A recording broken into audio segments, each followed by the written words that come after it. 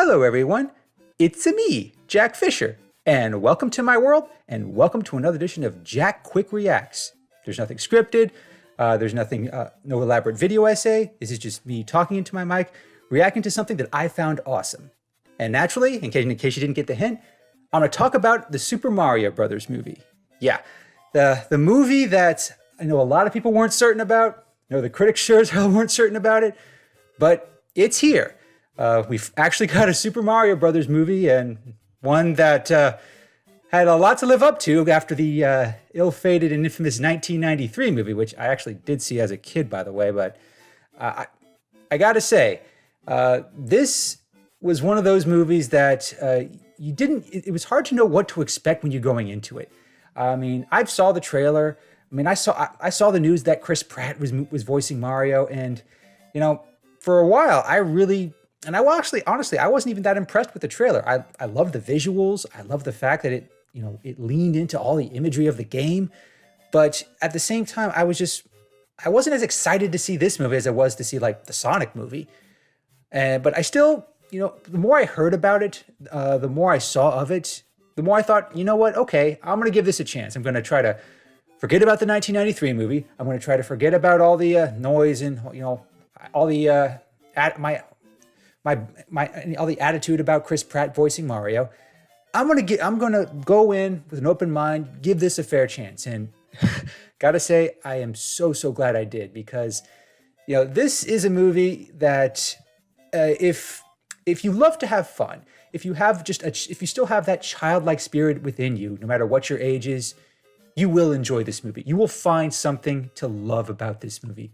It is just such a it's a simple but beautifully made cinematic experience. I mean, even if you've never played a Mario game, even if you don't really know much about Mario other than what some kids say, there's something to enjoy in this movie. It's one of those unique movies that it's simple, it's basic, but it's fun. It does not try to be more elaborate than it needs to be. It's just an overall fun movie. That's the most I want to say about it before I get into any spoilers. Now, I'm going to try to avoid spoilers for the most part, because I do encourage everyone to give this movie a chance, because I imagine there are probably some people out there who were kind of like me, where I've played a lot of Mario games. I love Mario. And I really was not sure about this movie when I first heard about it, and was even less sure about it when I heard, it's Chris Pratt voicing Mario. There's Anya Taylor-Joy as Princess Peach, and if you are uncertain, if you really don't feel like that's not how Mario's supposed to sound or anything like that, set that aside. Please just give it a chance, because this movie it delivers more than you expect it to, and at the same time, it really does sort of, it connects with with everyone's inner child, I guess. And if you're also like me, I mean, I'm of a certain age where I was a kid when when the first Nintendo came out. I was I think I was maybe 3 or 4 years old when I first played Super Mario Brothers on the NES, and of course I was 8 or 9 when the 1993 movie came out, and that confused me more than anything else. But Mario has always he has a special place in gaming history. He has a special place in the hearts of everyone who's ever loved video games. So it's one of those characters that you didn't think that he could ever work in a movie that just kind of channeled the imagery and the spirit of the game, because it just you weren't sure that it could. You just weren't sure the style was there. I mean, how do you translate something like that started as an 8-bit game into a movie like this? And well, whatever Universal and Illumination Studios, they found a way. And what they did, which a lot of other video game movies fail to do, is it really does not attempt to deviate too much from the source material. It doesn't try to deviate much from the lore. Now, I know some people might be surprised, but yeah, there is a larger lore behind Mario, and you might not know much about it if you've only ever played the NES games or the Wii games or even the Super Nintendo games. But the lore is there. It's Mario and Luigi. They were just a couple of brothers, Italian plumbers working in Brooklyn. One day they find this magical pipe and they get sucked into the Mushroom Kingdom, and that's where all their adventures begin. It's simple. There's really nothing too elaborate about it. And there's not a whole lot of there's not a deep explanation about what it is, how it got there, but it doesn't need to be. It's like this is the catalyst for an adventure starring these two characters, and it's just it builds from that. It doesn't have to. It doesn't try to be too much. It doesn't try to be too elaborate. It's once Mario and Luigi, once they kind of get sucked into this world of the Mushroom Kingdom and this ongoing conflict between Bowser and all these lands, and it just emerges so organically from there. It does it, and it doesn't waste a second of frame of film. It moves quickly from you learn quickly who these characters are, what they want, what they have to go through to get it. It's not at all complicated. I mean, yeah, it does. You can tell that the movie was made for kids in mind, but there's still plenty for if you're just adult with a kind of who likes a simpler, more streamlined story. Yeah, you'll enjoy this. The conflict here is it's not it doesn't follow any one particular Mario game. A lot of Mario games are kind of built around the princess gets captured, Mario has to rescue her. That's actually that's not really what happens here. It's actually less about Mario, someone rescuing the princess. It's more of Mario has to rescue his brother, because these are if more than anything else, the movie's kind of like two brothers working together, having to find one another, having to help one another against this crazy situation they find themselves in. And it's clear Mario and Luigi are they're very different. Luigi finds himself separated from his brother. He's not as bold and daring as his brother. So he's still he's capable in his own right, but it takes a while for him to rise to the occasion.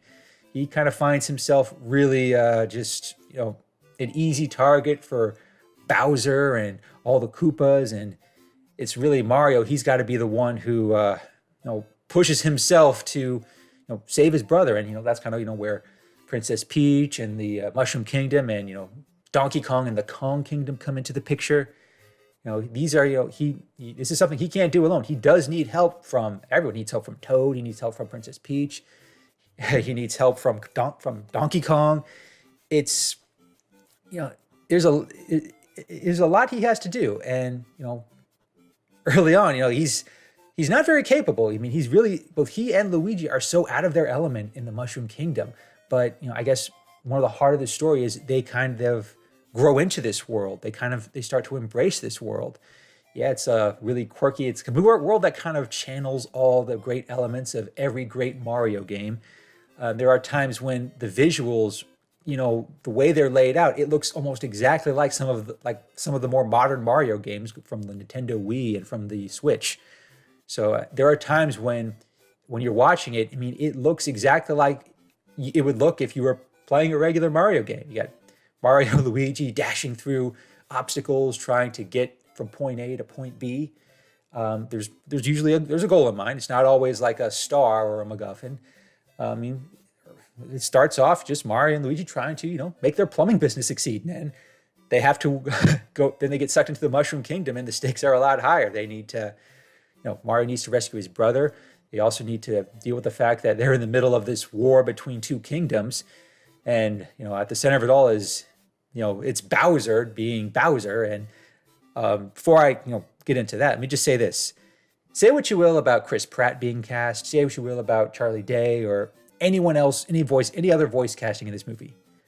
Jack Black was like the perfect casting for Bowser. Seriously, he, if anyone steals the show in this movie, it's definitely Jack Black. Like, there are some moments in this movie where anyone other than Jack Black, you would not have believed that it just wouldn't have worked. You know, it feels like he really just totally embraced this character. Yeah, he's not the most complex villain. He's not even really the most overpowered villain. I mean, but he's but then again, Bowser has never been that kind of villain. He's always just been, big, tough, menacing. He wants the princess. But it, it it doesn't need to be more than that. But Jack Black finds a way to, take that and somehow make it better. I won't spoil how he does that, but I'll just say, trust me, you know it when you see it.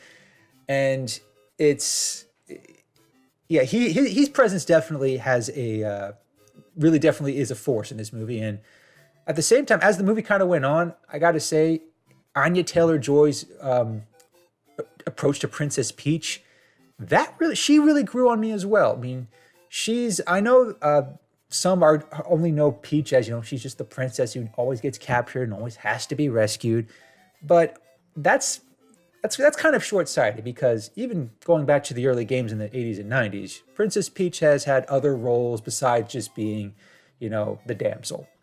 And in this movie, she does get to do a lot more. I mean, she's not just she's not just someone Mario has to rescue. She's not just someone Mario has an interest in.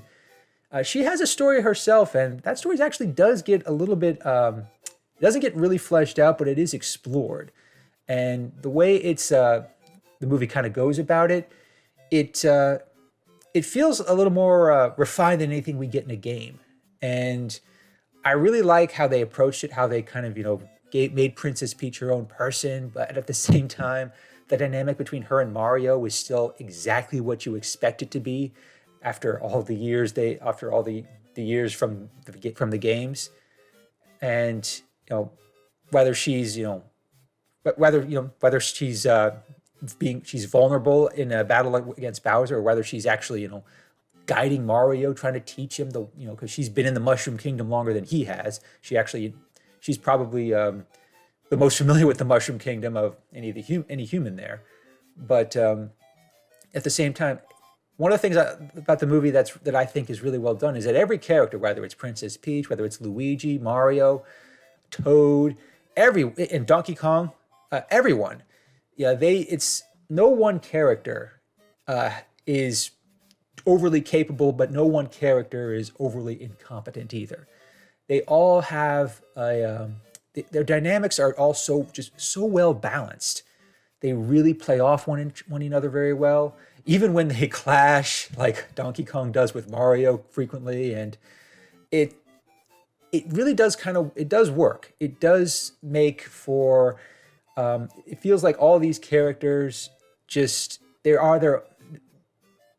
have a certain level of limitations. They have certain strengths, and they all come into play. I mean, it shows you they put more effort into making this movie work than you would expect. I mean, past video game movies, going all the way back to like all the first Mario Brothers movie and all the Mortal Kombat movies, all the Resident Evil movies, basically every movie before Sonic, it was just like a cash grab. It's like the movies were just made to make a quick buck from eager video game fans. But with this movie, it kind of it took a similar approach to Sonic in that it really just it took the visuals that works that we know so well from the games, and it actually puts effort into telling a story that works, a story that has character growth. It has a simple point by point plot.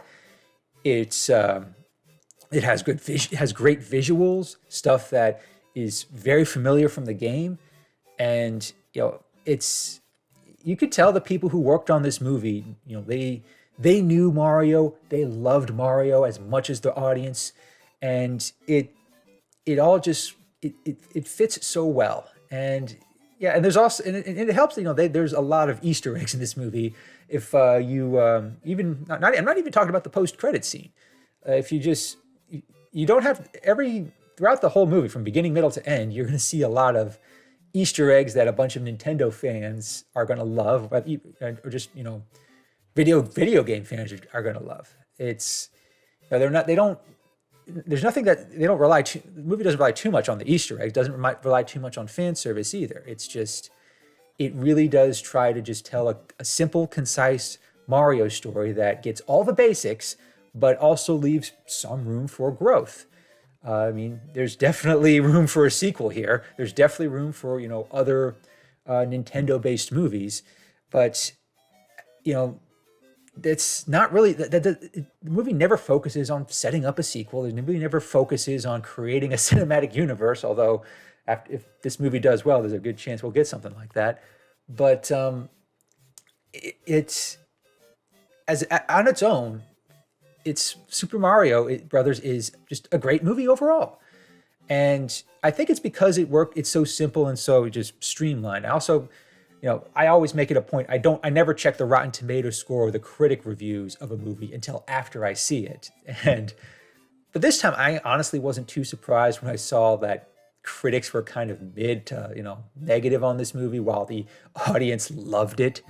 Because again, this is not a movie that tries to be too groundbreaking. It doesn't try to reinvent any particular genre. I mean, it's not like the first Toy Story movie. It's not like the first Sonic movie. This movie really does it. It keeps things simple. It keeps things basic. It keeps things streamlined. Nothing is there's nothing is too. It doesn't innovate as much as like other new franchises might try to, but it really doesn't have to. I mean, it focuses plenty on just getting the basics right and building it from there. And even in the less fan servicey moments, even in the less spectacle moments, the movie does have some nice dramatic moments. It does have some nice interpersonal moments.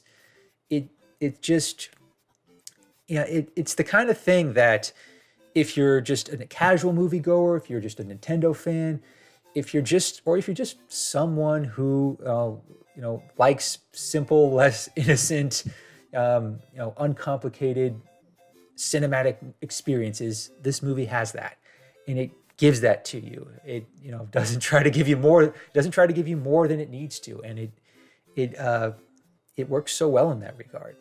So it already kind of feels like this is one of those movies that it's going to have a lot of rewatch value, not just for the Easter eggs, but it's the kind of movie you can just watch without overthinking, and you can watch it and just enjoy the spectacle, enjoy the ride, and remind yourself why we love these characters so much, why they've become so iconic over the past 30 something years. And I have a feeling this movie will either reaffirm our love for Mario or remind us why we love Mario, and also just let us know that, hey, video game movies don't have to suck anymore. They don't have to be shameless cash grabs. They can be great if you just stick to the basics. Just focus on why these characters are so beloved and so iconic. And there's just so much to enjoy, and there's just so much to take in, and in the end, it's a movie that it'll leave you happy when you leave. It'll leave you satisfied with what it did. I mean, if you go in expecting something on the level of like The Irishman or something overly serious, you're probably watching the wrong movie. But it's a movie that even though I wasn't sure about it, even though I was kind of skeptical about it, it won me over in every possible way.